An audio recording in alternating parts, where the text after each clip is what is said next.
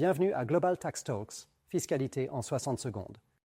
Je m'appelle Will Morris et voici quelques points d'attention pour la semaine à venir. La semaine dernière a été mouvementée sur le plan des droits de douane.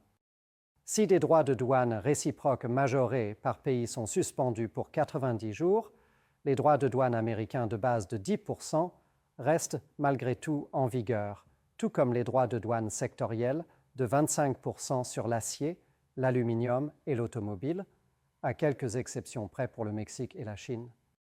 L'exception notable à la suspension des droits de douane réciproques concerne la Chine, pour laquelle le président Trump a porté le taux à 125%. Des problèmes importants subsistent donc, notamment d'éventuelles représailles sur certains des droits de douane qui ont été maintenus et qui pourraient également avoir un impact sur le volet fiscal. Pendant ce temps, Pilier 2 continue de faire parler de lui, les pays qui l'adoptent commençant à se concentrer sur les problématiques de conformité et les entreprises commencent à en ressentir les effets. Le Royaume-Uni, par exemple, a récemment envoyé 4 500 courriers aux entreprises pour leur rappeler de s'enregistrer à la taxe complémentaire nationale, DTT, et à la taxe complémentaire multinationale, MTT. L'enregistrement est requis au plus tard 6 mois après la fin du premier exercice, au cours duquel un groupe est soumis à ces règles. Ainsi, un contribuable dont l'exercice clôture au 31 décembre 2024 doit s'enregistrer avant le 30 juin 2025. Les exigences en la matière ne sont pas si simples, bien que beaucoup plus limitées que pour le GIR, qui, au Royaume-Uni, comportera des éléments juridictionnels supplémentaires.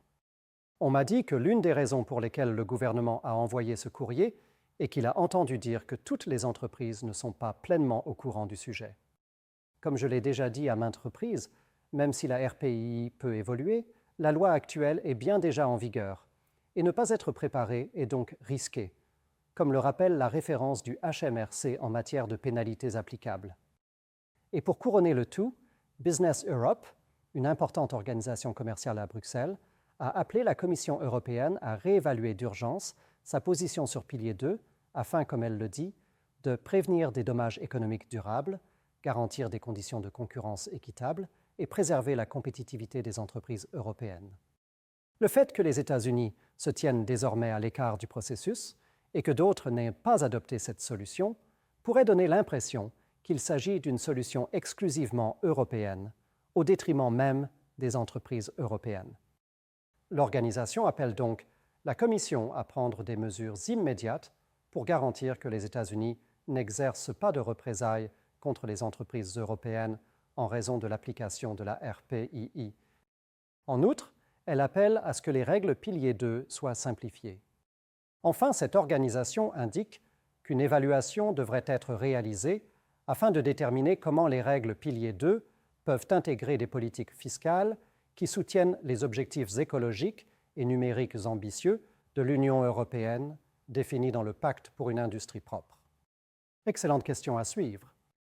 En tout cas, merci de nous avoir rejoints et revenez la semaine prochaine pour rester informés sur l'actualité fiscale mondiale.